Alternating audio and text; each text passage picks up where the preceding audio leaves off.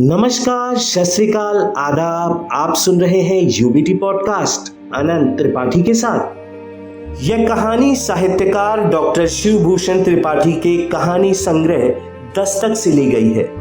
इस कहानी का शीर्षक दस्तक है। सरेआम वे चिल्ला रहे थे, अंट संट बक रहे थे।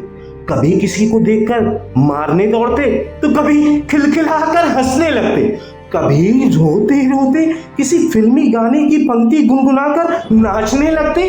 आने जाने वाले लोग सहज ही चौराहे पर कुछ देर खड़े होकर अपना मनोरंजन करते और चले जाते। फिर भी वहां एक अच्छी खासी भीड़ लग गई थी। सहसा किसी को विश्वास नहीं होता था कि वे ही हरिबाबू हैं, जो कभी किसी ऊंचे ओहदे पर शोभित थे। उनके संकेत मात्र से ही तिल को ताड़ और ताल को तिड़ बना दिया जाता था। वे जहां कहीं भी जाते हजारों की भीड़ उनका स्वागत करती।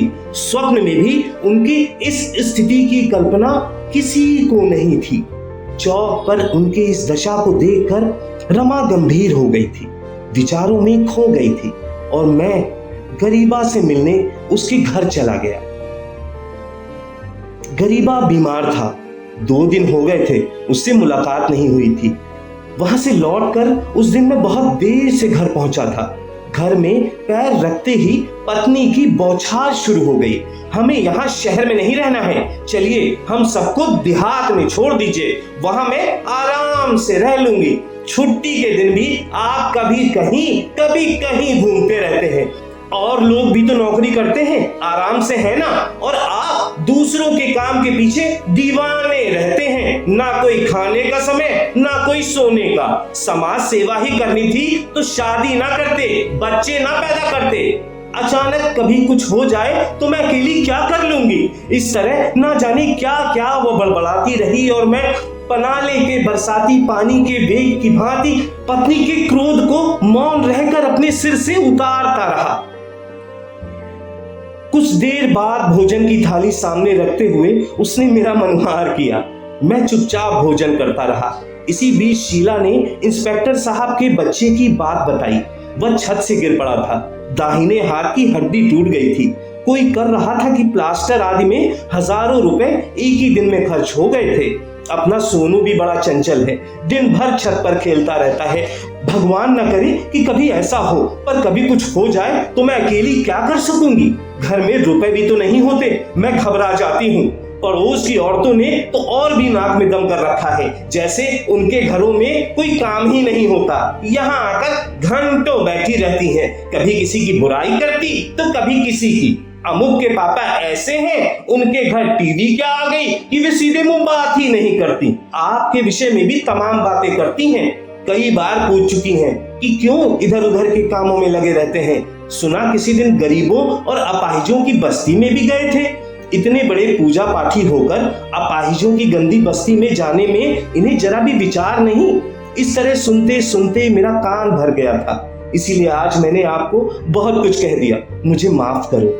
कहते हुए शीला मेरी पत्नी अपने हृदय सागर के निर्मल आंसुओं को रोक न सकी। तब तक मेरी मनोस्थिति भी सामान्य हो गई थी। शीला, इस समय तो मुझे बस इतना ही कहना है कि कदाचित कभी कुछ होता है तो उस समय धैर्य रखो। अपने अपने कर्मों का फल देर सबेर तो सबको भोगना ही पड़ता है। इन बातों को सुनकर शीला ने दोबारा मेरा कोई विरोध नहीं किया। उसने मेरे अनुसार अपने को एडजस्ट कर लिया था, किंतु उसके विचारों में कोई परिवर्तन नहीं हो सका था। उसका अंतर्द्वंद बराबर चलता रहा। वो औरों की भांति ही मुझे भी अपने परिवार की प्रगति और खुशहाली में संतुष्टि के लिए सीमित रखना चाहती थी। इसीलिए मन ही मन उसके विचारों की संकीर्णता और द्वंद्व समाप्त करने के लिए मैं चिंतित रहने लगा था। कुछ दिनों बाद मुझे अपने एक मित्र के काम से 10 दिनों के लिए त्रिवेंद्रम जाना पड़ गया। इधर होनी होकर रही। एक दिन शीला रसोई में व्यस्त थी, सोनू छत से गिर पड़ा, अचेत हो गया। मिनटों में यह घटना मोहल्ले से मोहल्ले होते हुए पूरे नगर में फैल गई। सहानुभूति में दर्शकों की भीड़ लग गई।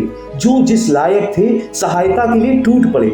उपचार के लिए रुपए कहां से आए, किसने दिए, ये कोई जानकारी शीला को नहीं थी। घंटों बाद अस्पताल के रोगी शैया पर अपने को देखकर वह चकित रह गई। उसे पता चला कि सोनू को मूर्छित देखकर उपचार तो दूर रहा, वह स्वयं सदमे से मूर्छित हो गई थी। अस्पताल में अमीर गरीब सभी स्तर के सहयोगियों के एकत्रित भीड़ को देखकर वह दंग रह गई। उसे मेरी अनुपस्थिति की अनुभूति भी नहीं हो सकी थी। शायद मैं उपस्थित होकर भी उतना धन नहीं जुटा सकता था।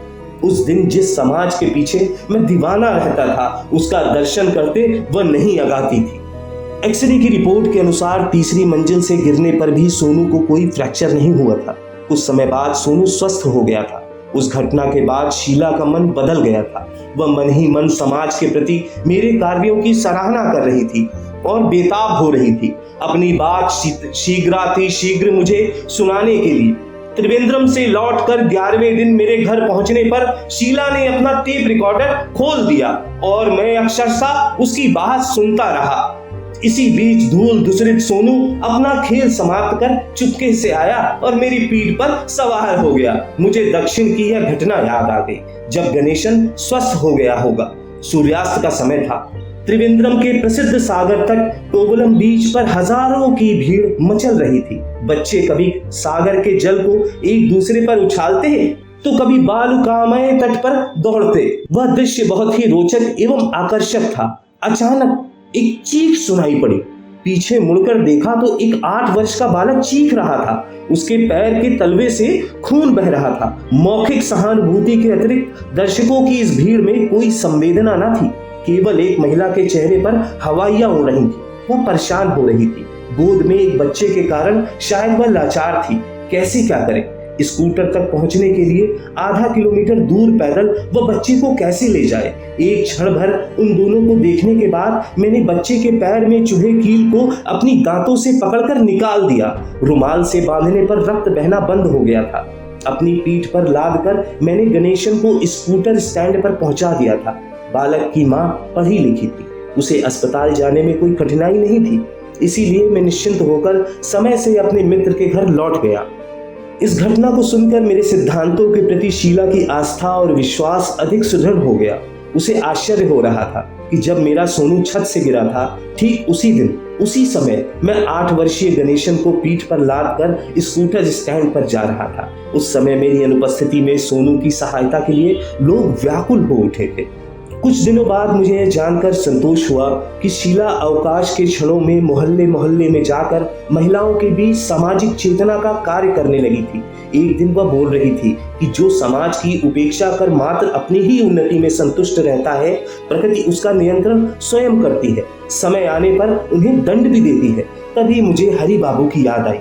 इतने ऊंचे ओहदे पर काम करते हुए उन्होंने अपने लिए क्या क्या नहीं किया, पर आज उनकी संपत्ति और वैभव कोई साथ नहीं दे रहे थे। उनके पड़ोसी भी जहां थे वहीं के वहीं हैं। यदि वह चाहे होते तो उन्हें ऊपर उठा सकते थे, पर वे कभी ऐसा ना कर सके। कभी किसी के सुख दुख में शरीक नहीं हुए। रिटायरमेंट के बाद एक दिन पुत्र शोक के अवसर पर उनको पूर्व कथित आत्मीय जनों के भी दर्शन नहीं हुए। समाज के अन्य दुर्बल लोगों से तो वे संपर्क पहले ही तोड़ चुके थे। इसीलिए समाज ने भी उनके साथ वही व्यवहार किया जैसा उन्होंने किया था। इस कठोर सत्य को वह सह न सके, पागल हो गए। समाज को समझने का जब समय था, शक्ति थी, तब समझ न सके, और जब समाज को समझने की समझ आई तो बहुत देर हो चुकी थी। यमराज उनकी दहली पर खड़ा दस्तक दे रहा था। दोस्तों, आज के इस पॉडकास्ट की कहानी आपको समाज में कुछ यूं समझने पे मजबूर करेगी कि शायद जब हमारे पास कुछ समय होता है कुछ चीजों को समझने का, उन्हें करने का, उन्हें अंजाम देने का, शायद उस समय हम कभी किन्हीं और कार्यों में व्यस्त होकर बहुत सारी चीजें छोड़ देते हैं। शायद वह मुख्य रूप से आज का समाज है, क्योंकि आज की भागती दौड़ती दुनिया में हर कोई अपने काम में व्यस्त है। लोग अपने परिवार को भी उतना समय दे पाते हैं कि ऑफिस से आने के बाद, शाम की थकान मिटाने के बाद, खाना खाने के समय जितनी बातें हो जाया करती हैं। ये कहानी सुनकर अगर आपकी भी भावना इस विषय से मिलती है तो सोचिएगा जरूर, और जीवन में हर आने वाली दस्तक का स्वागत कीजिएगा। एक लाइन कही गई है, When opportunity knocks, open the door। जुड़े रहिए मेरे साथ और सुनते रहिए यूबीटी पॉडकास्ट।